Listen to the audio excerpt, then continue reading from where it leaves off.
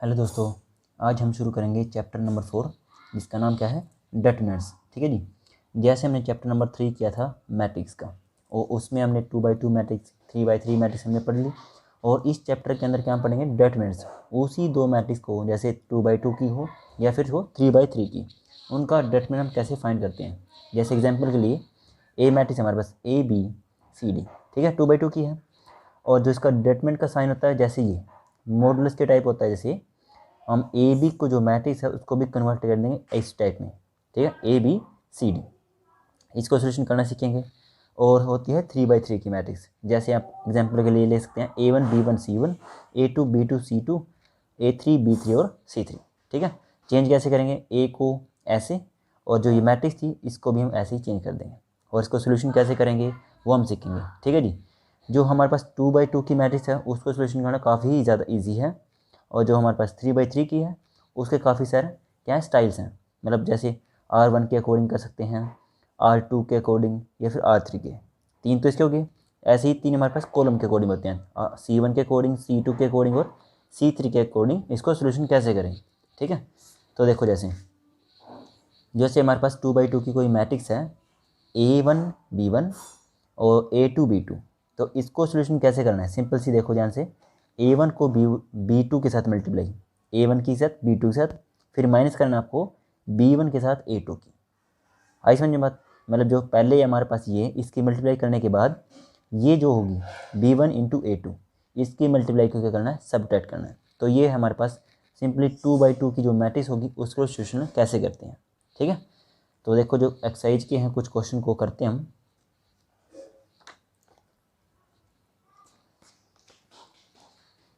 ये हमारे पास chapter number 4 की एक्सरसाइज नंबर फर्स्ट।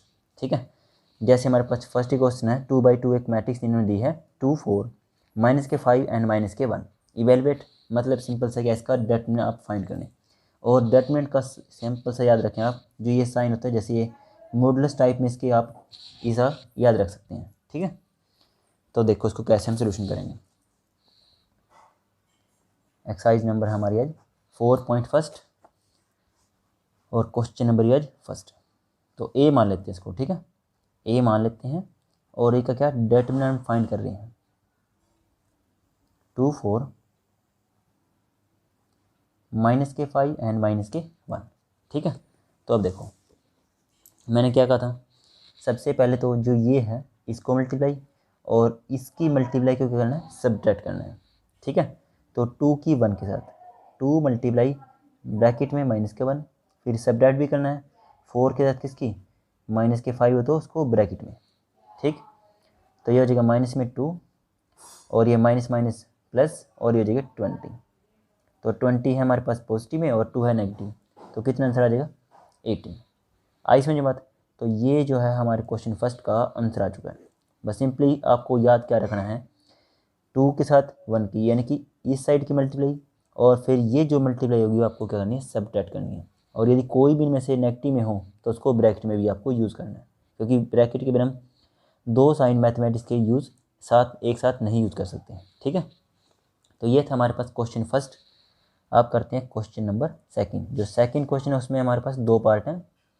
तो फर्स्ट पार्ट में जैसे हम एक लिख लेते हैं यहाँ पे, और इन्होंने दी है कोस थीटा, यहाँ पे है माइनस में साइन थीटा, फिर है यहाँ पे साइन थीटा, और लास्ट में यहाँ पे क्या दिया है, कोस थीटा। ठीक है, इसका भी क्या निकालना है आपको, डिटरमिनेंट ही निकालना है। याद रखें जो ये साइन है, जैसे ये मॉडुलस का साइन होता है ना ऐसे, तो इसका भी साइन इसी टाइप से होता है। तो इसी चीज़ से आप याद रख सकते हैं ये क्या है, डिटरमिनेंट को कहता है कि फाइंड करिए। ठीक है, तो रूल क्या कहता है, इसके साथ इसकी मल्टीप्लाई, यानी कि कोस थीटा के साथ ही मल्टीप्लाई करनी है। तो कोस स्क्वायर थीटा हो जाएगी, क्योंकि जब सेम है ना बिल्कुल, कोस के साथ कोस, कोस स्क्वायर, फिर माइनस करना है साइन के साथ साइन, तो ये भी कितना हो जाएगा, स्क्वायर। मगर यहाँ पे क्या नेगेटिव है ना, तो इसको ब्रैकेट में, तो माइनस में साइन स्क्वायर थीटा, यहाँ तक ठीक है। उसके बाद कोस स्क्वायर थीटा, और ये minus minus plus sign square theta. अब जैसे हमारे पास 10th क्लास थी, उसमें एक आइडेंटिटी होती थी, sine square theta plus cos square theta is equal to कितना होता था, 1। ठीक है जी। तो इसी आइडेंटिटी को हम यूज़ करके इसका आंसर कितना आ जाएगा हमारा 1 आ जाएगा। ठीक है, ये लिखनी बहुत ज़रूरी है क्योंकि आपको बताना ही पड़ेगा ना ये हमने 1 कैसे इसको कन्वर्ट कर दिया। तो आइडेंटिटी यूज़ की है जो हमारे पास 10th क्लास में थी। तो ये था हमारा सेकंड क्वेश्चन का फर्स्ट पार्ट। तो अब देखिए इसका सेकंड पार्ट। तो सेकंड पार्ट जो है हमारे पास वो इसको भी हम ए ही मान लेते हैं पहले।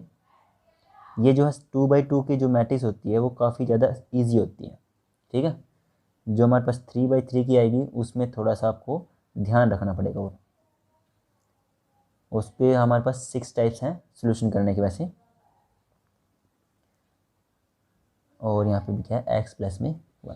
ठीक है, अब ये अच्छा क्वेश्चन है, देखिए ध्यान से। डेटमेंट तो निकालनी है, 2x2 की मैट्रिक्स है ये भी।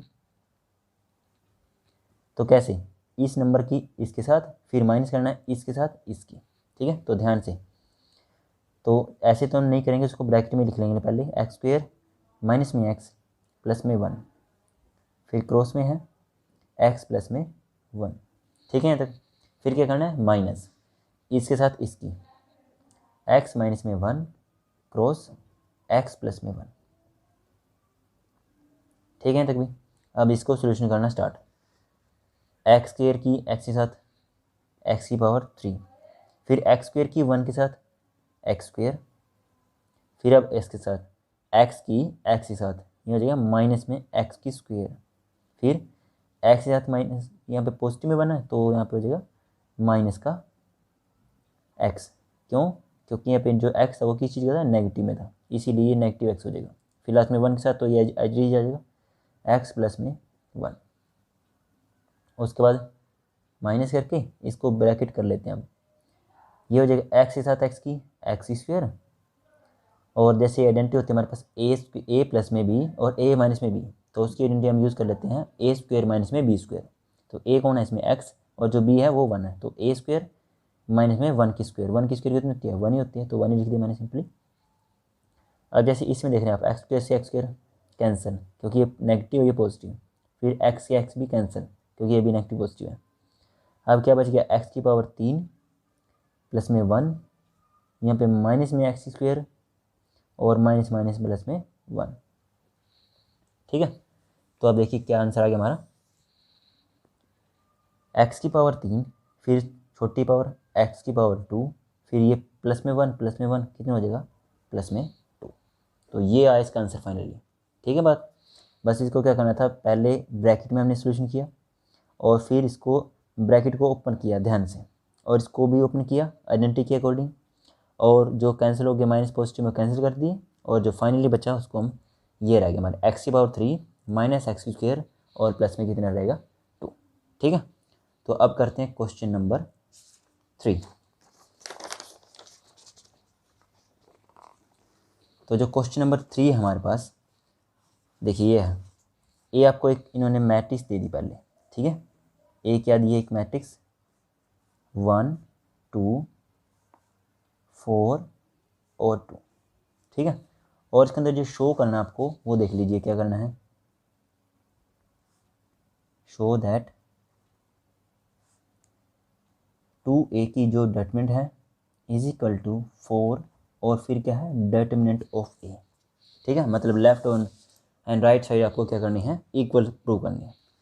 अब जैसे इसमें हम देख रहे हैं ये जो पार्ट है इसमें पहले डिटरमिनेंट किया गया है, फिर 4 के साथ मल्टीप्लाई, और यहाँ पे क्या पहले 2 के साथ मल्टीप्लाई की गई है और फिर क्या डिटरमिनेंट निकाल दिया। तो पहले हम सिंपली को 2 से मल्टीप्लाई कर लेते हैं। देखो 2 से मल्टीप्लाई का मतलब क्या है, इन सभी नंबरों को हम 2 से मल्टीप्लाई कर देंगे। ठीक है, सभी नंबरों को, यहाँ पे हो जाएगा 2 4, यहाँ पे हो जाएगा 8 और यहाँ पे भी कितना हो जाएगा 4। ठीक है, ये तो आ गया हमारे पास 2a। अब क्या करना है, इसका डिटरमिनेंट हमको फाइंड करना है। तो 2a का डिटरमिनेंट, अब जो ये ब्रैकेट थी हमारे पास जो मैट्रिक्स की होती है उसको चेंज कर देंगे डिटरमिनेंट के रूप में, ऐसे 2 4 8 4। ठीक है, अभी उसके बाद जो सोल्यूशन करते हैं कैसे, इसके साथ इसकी फिर माइनस में इसकी, तो 2 4 जा 2 इंटू 4 माइनस में 8 इंटू 4। ठीक है, तो ये आ गया हमारे पास 8 और ये कितने आ गए 32। तो कितना आंसर आ गया हमारा, माइनस के 24। ठीक है। तो ये तो आ गया हमारा लेफ्ट हैंड साइड का आंसर। अब करते हैं राइट हैंड साइड। तो राइट हैंड साइड में हम जैसे पहले डेटर्मिनेंट हमने फाइंड किया होगा और फिर 4 के साथ मल्टीप्लाई, तो यही करेंगे हम पहले ही। तो पहले हम क्या करेंगे, ए के डेटर्मिनेंट को ही फाइंड करेंगे। तो पहले इसको डेटर्मिनेंट के रूप में लिख लेते हैं 1 2 4 2। तो कितना आ जाएगा 1 इंटू 2 2 और 4 इंटू 2 8। तो कितना आ गया माइनस में 6। ये तो आ गया डेटर्मिनेंट ऑफ ए। अब क्या करना चाहिए, 4 के साथ मल्टीप्लाई 4 ऑफ ए की डेटर्मिनेंट। तो 4 मल्टीप्लाई इसकी वैल्यू कितनी आई माइनस में 6, तो यहाँ पे ब्रैकेट में माइनस में 6, तो कितना आ गया ये माइनस में 24। ठीक है। अब देखिए ये भी -24 है, ये भी कितना है -24, तो ये सेम आ गया ना बिल्कुल। तो यहाँ पे लिख देते हैं हम 2a का जो डेटर्मिनेंट आया था हमारे पास 4 इंटू डेटर्मिनेंट ऑफ a, वो इक्वल हमने साबित यहाँ पे कर दिया है, हैंस प्रूव्ड। ठीक है जी। तो बस ऐसे ही करना था पहले लेफ्ट में और फिर क्या करना था राइट साइड में। तो अब करते हैं 3x3 के एक मैट्रिक्स है, उसमें भी कुछ ऐसे ही सॉल्यूशन हमको प्रूव करके दिखाना है। ए आपको एक मैट्रिक्स दिया है इन्होंने 1 0 1,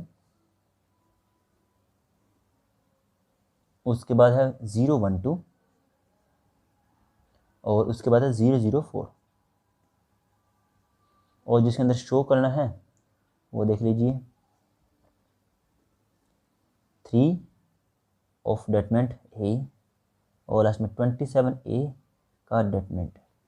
ठीक है। इसके अंदर भी सेम, मतलब पहले 3 के साथ मल्टीप्लाई फिर डेटर्मिनेंट में निकाल दिया, और इसमें क्या करा 27 जो है वो बाहर है और जो ए की डेटर्मिनेंट है वो पहले है, मतलब पहले डेटर्मिनेंट निकालेंगे और फिर क्या करेंगे हम 27 से मल्टीप्लाई। अब देखो अब तक हमने क्या किया, सिर्फ 2/2 के जो मैट्रिक्स चीज़ को ही डेटर्मिनेंट के रूप में फाइंड किया। अब तक हमने 3/3 को सोल्यूशन नहीं किया था। तो अब देखिए जो 3/3 की जो मैट्रिक्स होती है उसको सोल्यूशन कैसे करते हैं। ठीक है। तो बिल्कुल ध्यान से, सबसे पहले क्या करेंगे हम 3 से इसको मल्टीप्लाई कर लेते हैं। तो 3 के मतलब क्या है, सभी नंबरों को 3 से मल्टीप्लाई हम कर देते हैं।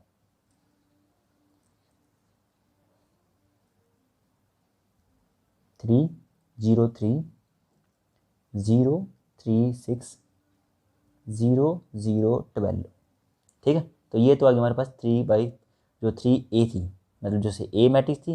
अब क्या कर दिया मैंने 3 से मल्टीप्लाई करके 3a मैट्रिक्स हमारी बन गई। अब क्या करना है, इसका डेटर्मिनेंट हमको फाइंड करना है। तो अब ध्यान से बिल्कुल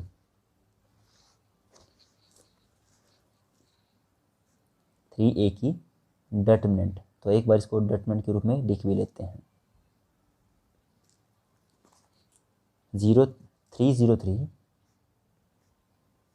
उसके बाद है 0 3 6 और लास्ट में 0 0 12। ठीक है। अब देखिए इसको सोल्यूशन कैसे करेंगे, बिल्कुल ध्यान से।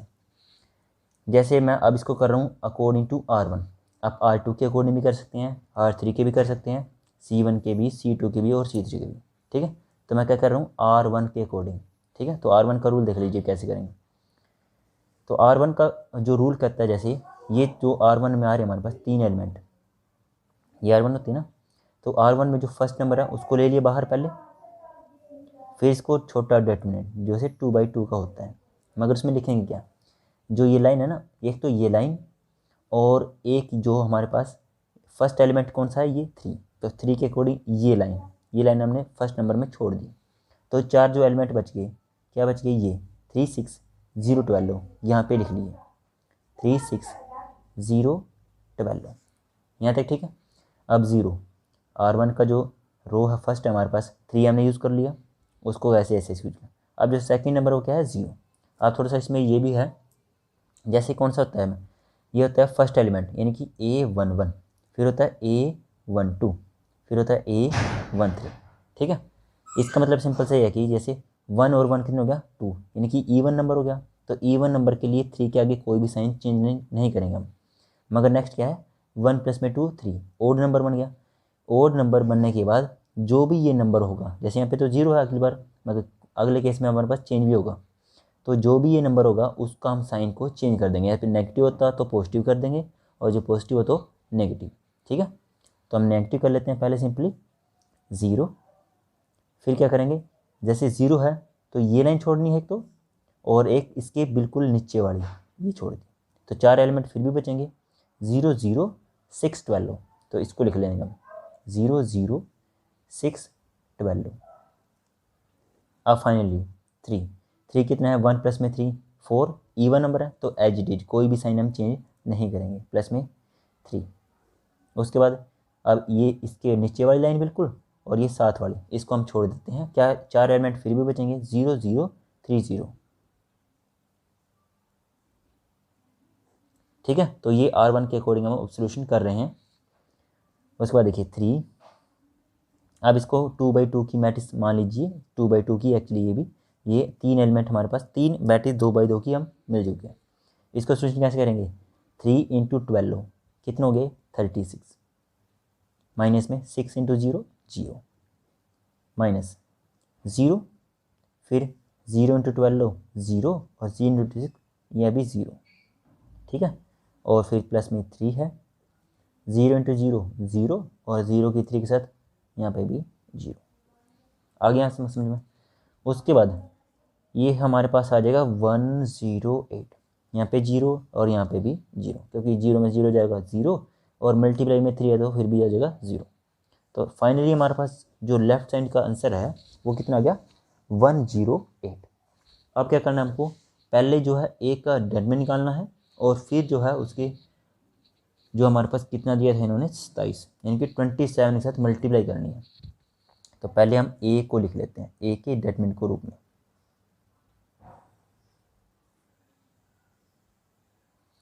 तो देख लेते हैं क्या था, 101, फिर था जी 012 012 और लास्ट में 004। ठीक है, तो ये था हमारे पास एक मैट्रिक्स। अब क्या करना है, सिंपली इसको सोल्यूशन करना है। तो R1 के अकॉर्डिंग ही मैं इसको फिर से सोल्यूशन करता हूँ। तो आप यहाँ पे लिख भी सकते हैं एक्सपेंडिंग थ्रू R1, मतलब R1 के अकॉर्डिंग हम इसको सोल्यूशन कर रहे हैं। तो क्या करता है, ये लाइन इसका फर्स्ट नंबर क्या है 1, उसके बाद छोटी डेटमेंट, अब ये नीचे वाली लाइन छोड़ दी इसकी और साथ वाली, तो 4 एलिमेंट ये रही 1 2 0 4। फिर नेक्स्ट 0 है, वैसे तो इसकी साइन चेंज करते हैं मगर 0 का तो साइन चेंज करने पे कोई भी फ़र्क नहीं पड़ता, तो एज इट इज़ हम 0 लिख लेते हैं। फिर इसके एलिमेंट इसके नीचे वाली लाइन और ये साथ वाली, तो 0 0 2 4 0 0 2 4। उसके बाद ये 1 तो कैसा है इवन नंबर है ना, क्योंकि जैसे हमारे पास पोजीशन क्या है इसकी A1 3, तो 1 और 3 कितना होता है 4, इवन पोजीशन है इसकी, तो इसलिए पॉजिटिव में 1, फिर ये लाइन छोड़ दी और ये छोड़ दी, तो 0 1 0 0। ठीक है, तो अब देखिए 1 और ये मल्टीप्लाई होगी 4 और माइनस में 2 × 0 0, यहाँ पे भी 0 और ये भी 0 माइनस में 0, प्लस में 1 और यहाँ पे भी 0 माइनस में 0। ठीक है, तो ये 3 हमारे पास एक छोटी बन जाती है, इसमें 3/3 को सोल्यूशन करने के लिए ऐसे ही हम सोल्यूशन करते हैं। तो ये हो जाएगा 4 और ये बाकी जो है वो रहेगा 0। तो कितना आंसर आएगा इसका 4। मगर ये तो किसका आंसर है, सिंपली ए के डेटमेंट का, मगर हमें तो चाहिए क्या 27 और फिर ए के डेटमेंट। ठीक है, तो ये रहा 27 और ए का जो डेटमेंट था वो 4 है, तो इसका आंसर कितना आ जाएगा 108। आई बात समझ में।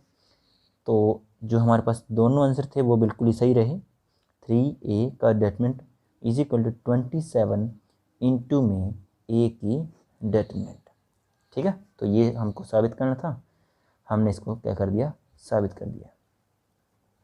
आगे समझ बात, बस इसमें आपको जो ध्यान देने वाली बात थी वो एक्सपेंडिंग के अकॉर्डिंग है। आप एक्सपेंडिंग R1 के अकॉर्डिंग भी कर सकते हैं, R2 के भी और R3 के भी, C1 C2 C3। आप 6 इसमें टाइप्स हैं सोल्यूशन करने के, जो सो आपको अच्छा लगे वो कर सकते हैं। बस आपको ध्यान में ये रखना है कि जो पोजीशन होती है उसकी, जैसे क्या है 1 1 1 1 मतलब 1 + 1 2, इवन पोजीशन के लिए जो ये नंबर होगा यहाँ पे लिख लेंगे हम, मगर इसका साइन जो आगे कोई भी चेंज नहीं करेंगे। मगर जैसे नेक्स्ट नंबर होगा, जैसे 0 आ गया, 0 में तो हमको साइन चेंज करने पे कोई फ़र्क नहीं पड़ता, मगर जैसे मान लेते हैं यहाँ पे माइनस में 4 होता, ठीक है। तो यहाँ पे क्या लिखता मैं, पॉजिटिव में 4, ठीक है। और यहाँ पे पॉजिटिव में 4 होता तो नेगेटिव में 4, बाकी जो काम रहेगा वो एज इट इज है। अब जैसे इसको लिख के ये लाइन छोड़ दी और ये छोड़ दी, तो 4 एलिमेंट ये लिख दिए। फिर इसकी बारी है, इसकी पोजीशन को भी देखना ध्यान से, बिल्कुल नेगेटिव है, फिर जो भी नंबर आ जाएगा। फिर ये लाइन छोड़ दी, ये छोड़ दिया, 0 0 6 12। हर बार में 4 एलिमेंट हमारे पास बचेंगे, वो डेटमेंट के हम रूप में लिख लेंगे। तो ऐसे ही हमने 3 को किया, 3 को एज इट इज नीचे छोड़ दिया और ये 7 वाले, तो 0 0 3 0 यहाँ पे लिख दिया। तो उसके बाद जो 2/2 का सोल्यूशन था हमने सीख ही लिया है, 3 × 12 36 और ये 0, और यहाँ पे तो सभी बाकी जो है वो 0 ही हैं। तो इसका आंसर हमारा था 108। तो ऐसे ही हमने फिर सिंपली ए के डेटरमिनेंट को सोल्यूशन किया और लास्ट में इसको क्या कर दिया 27 से मल्टीप्लाई। तो कितने आंसर आ गया हमारा, सेम बिल्कुल ही 108 ही आ गया। तो ये इक्वल हमने साबित कर दिया, ठीक है जी। तो जो नेक्स्ट क्वेश्चन रहते हैं हम नेक्स्ट टाइम करते हैं, ठीक है। वीडियो अच्छी लगी तो अपने दोस्तों को शेयर करें, सब्सक्राइब करें, लाइक करें। Thank you. ओके।